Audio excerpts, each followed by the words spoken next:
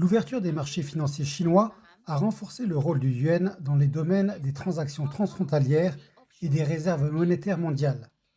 Le président de la Banque de Chine s'adressait à une sous-session du Forum de la rue financière 2022, un rassemblement annuel des institutions financières et des banques centrales mondiales, où elles échangent leurs points de vue sur le développement et la coopération économique. Dans son discours, il a souligné que le yuan chinois était passé à la cinquième place des devises les plus échangées au monde, contre la huitième place en 2019. Le yuan représentait 4,3% des transactions de change mondial en 2019. Ce pourcentage s'est étendu à 7% cette année. Plus de 80 autorités monétaires et banques centrales ont inclus le yuan dans leurs réserves de change. Les institutions financières internationales présentes au forum ont salué les efforts de la Chine en faveur de l'internationalisation du yuan.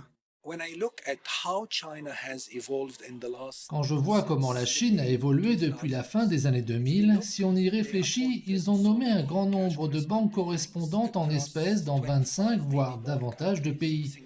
Singapour est l'un d'entre eux.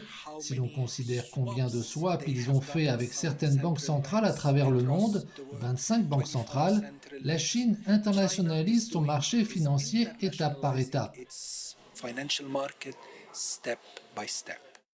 Un vétéran du secteur bancaire, le Dr Pei Sai-Fan, a affirmé que le projet de pont monnaie numérique des banques centrales multiples, ou MCBDC pour l'acronyme anglais, pourrait être une nouvelle pierre à l'édifice de l'internationalisation du yuan. Le projet permet à 4 juridictions, la partie continentale de la Chine, Hong Kong, la Thaïlande et les Émirats arabes unis, de régler les paiements transfrontaliers avec leurs monnaies numériques respectives. Il est basé sur la blockchain, formant ce qu'on qualifie de corridor commun, où le pays participant peut toujours utiliser sa propre monnaie numérique émise par la Banque centrale.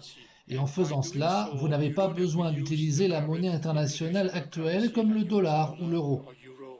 Le Dr Pei ne manque pas de souligner que le projet, bien que prometteur, est encore dans sa phase de recherche et nécessite quelques ajustements avant d'être mis en œuvre à plus grande échelle.